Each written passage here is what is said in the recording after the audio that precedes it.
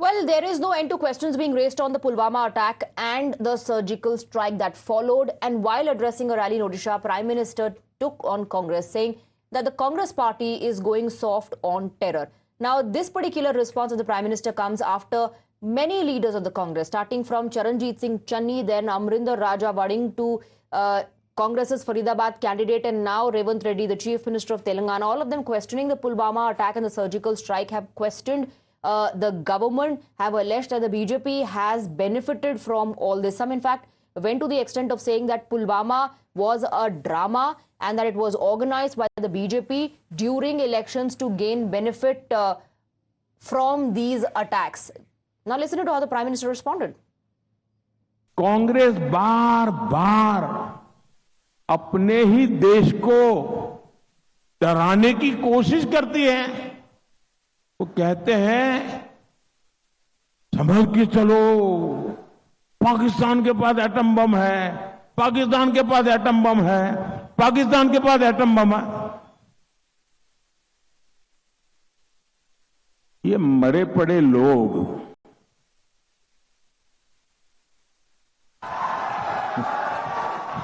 ये देश के मन को भी मार रहे हैं जी। और कांग्रेस का हमेशा ऐसा ही रवैया है।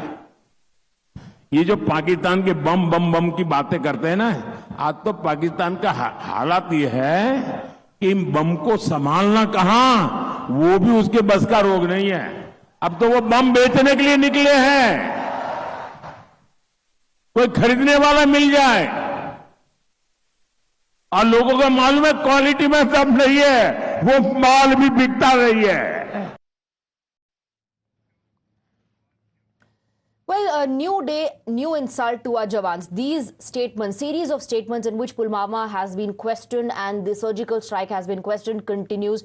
Now that the Chief Minister of Telangana has also said that the government has failed in Pulwama, the leader questioned the Balakot airstrike as well by the Indian Air Force. Pulwama incident is classic example. They have failed. IB क्या कर रहा है? Intelligence network क्या कर रहा है? Pulwama incident होने के बाद सर्जिकल स्ट्राइक में पॉलिटिकल बेनिफिट लेने के लिए मोदी जी कोशिश कर रहा है। मेरा सवाल यह है कि मोदी जी को, भाई आप क्या कर रहा है? पुलवामा इंसिडेंट क्यों हुआ है? क्यों होने दिए? देश की सुरक्षा आप क्या कर रहा है? क्यों आईबी ये एजेंसीज को क्यों इस्तेमाल नहीं किए आप? तो वहां पर आपका फेल्यूर है ना। उसके बाद आप किए नहीं किए भगवान जाने। सर्जिकल स्ट्राइक हुआ नहीं हुआ किसी को पता भी नहीं आज तक। Well, in terms of these reactions, let's start from the start. Let's listen into all the statements made by the Congress leaders questioning Pulwama and the surgical strike.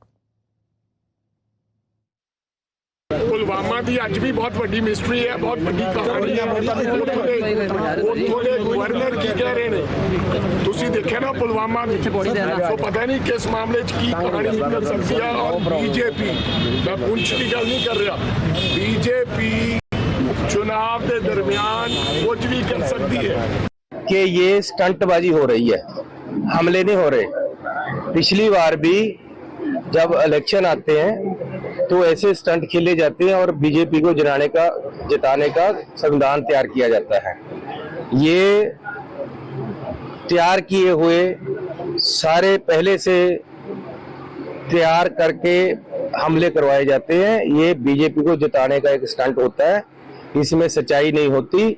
Hemant Karkare साहेबांचा ती गोळी कसाबच्या बंदुकीतली नव्हती, कुठल्या अतिरेक्यातली नव्हती, तर ती गोळी एका पोलीस अधिकाऱ्यांची होती, आरएसएस समर्पित। त्यावेळेस ते पुरावे लपवणारा देशद्रोही कोण असेल तर तो उज्ज्वल निकम आहे। आणि अशा देशद्रोहाला जर तिकीट भारतीय जनता पक्ष देत असेल तर मात्र हे देशद्रोह्यांना पाठीशी घालणारा पक्ष आहे का, हा प्रश्न येतो आहे। और जनता के इतने बड़े दरबार में कोई पार्टी अगर झूठे कह दे और मान ले जुमलाए तो उसको सजा देनी चाहिए थी आपको, लेकिन सजा नहीं दी। क्यों नहीं दी? कि दूसरा जुमला आ गया, वो था पुलवामा, वो भी आज झूठ साबित हो गया। उन्हीं के गवर्नर ने कह दिया सतपाल मलिक ने कि भाई मैंने तो कहा था, मोदी जी ने कहा चुप रहिए, हमारा काम है जो कर रहे हैं। ये खेल खेलना था, एक छद्म राष्ट्रवाद का एक वातावरण देश में क्रिएट करना था। हमारी जनता भोली भाली है, बह गई हिंदुस्तान पाकिस्तान, मार दिए, ये हो गए, बम फेंक दिया खाली जगह में, वो यहाँ फेंके, आज भी कोई ना मरा। ये सारे ड्रामे थे।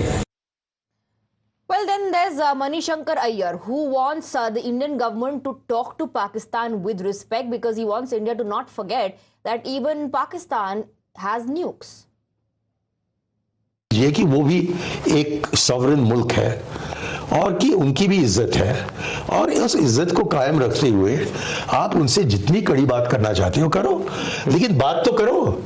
बंदूक को लेकर आप घूम रहे हो, उनके एटम बॉम्ब है, ये भी है, लेकिन यदि आपने उनसे बात की, उनको इज्जत अफजाया, तो तभी जाकर वो अपने बम के बारे में नहीं सोचेंगे। मस्कुलर पॉलिसी, यदि आपके मसल्स हों और उनके मसल्स ना हों, मैंने अभी आपको बता दिया है, वो जो हकीकत हम सबको पता है कि मसल्स उनके कहूटा में पड़े हुए हैं।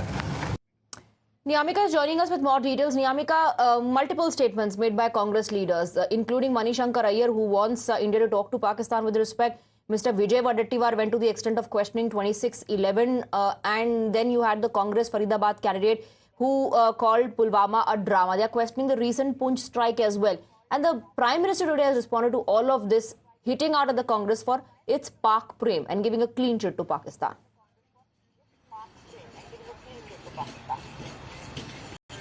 Well, surely it is going to become a major challenge for the Congress party because on one side, Congress has already dissociated itself from the statements given by Manishankar Iyer or even Charanjit Singh Channi, as the Congress party was saying at that point of time that the Congress party respects the Indian armed forces. But the manner in which now Revanth Reddy, who's the Telangana Chief Minister, has given a statement in which he has questioned the Balakot airstrike, it will be interesting to see that how the Congress party is going to react over that, because now it is its own Chief Minister who has given such kind of statement questioning the Balakot airstrike, and that's the reason why even BJP is also raking up this entire matter. On one side, when Manishankar Iyer has said that India needs to give respect to Pakistan because they have atom bombs, at that particular time the Congress party has issued a clarification saying that Manishankar Iyer doesn't hold any official position within the organization, within the Congress party, and it is his own personal opinion which he has mentioned in an interview.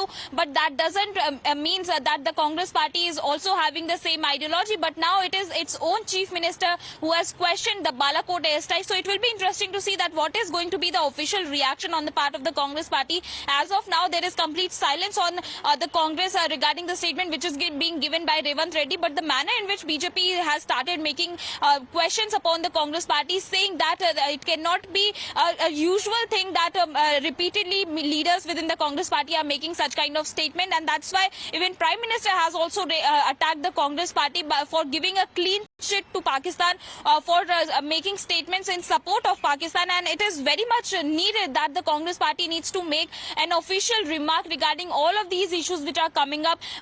Basically all of these leaders who are making such kind of statements, whether it is Charanjit Singh Channi or Vijay Wadettiwar or the Congress party's Faridabad candidate Mahendra Pratap, all of these leaders have questioned the Indian armed forces, and that's why the Congress party needs to issue a clarification regarding this entire matter. However, it is yet to be seen that how the Congress party is going to react, but it certainly raises an issue for the Congress party, because now the Lok Sabha elections are going on, and the manner in which these statements are coming in, it is surely going to make a support to the BJP's allegations upon the Congress party that they doesn't believe in nationalism, and their leaders questions the Indian armed forces by making such kind of remarks. Right, absolutely. In fact, Pakistan has become one of the issues amidst this Lok Sabha election. BJP leaders also hitting out at the opposition netas, especially those who are making these statements, questioning the valor of our forces. That's how the Bharatiya Janata Party is projecting it. BJP says they are not questioning the government. They are actually insulting the martyrdom and the bravado of our forces. They are questioning our defense forces while giving a clean chit to Pakistan. That's the counter that is coming in from the Bharatiya Janata Party, hitting out at the Congress, their leaders on the multiple statements that have been made on Pulwama attack, on the surgical strike, on 2611, on the latest attack in Poonch. Congress leaders question The government in the latest Chief Minister of Telangana said, what are our agencies doing? What was IB and RAW doing? Why did the Pulwama attack take place? And then he also went on to say that one does not know if the surgical strike actually took place. How is the BJP responding? Listen in.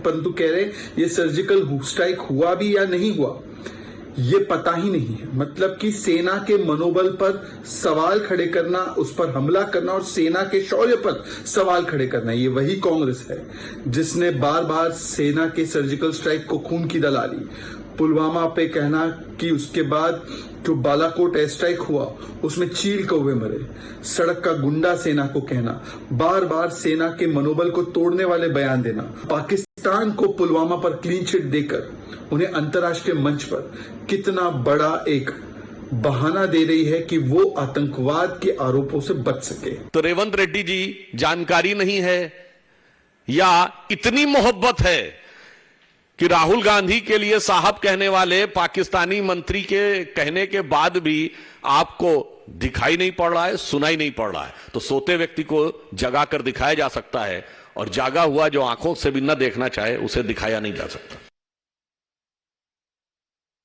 Now let's listen to the biggest reaction that came in from the Prime Minister himself, slamming those in the opposition, especially the Congress, making such statements, giving clean chits to Pakistan. Congress बार बार अपने ही देश को डराने की कोशिश करती है। वो कहते हैं समझ के चलो, पाकिस्तान के पास एटम बम है, पाकिस्तान के पास एटम बम है, पाकिस्तान के पास एटम बम है। ये मरे पड़े लोग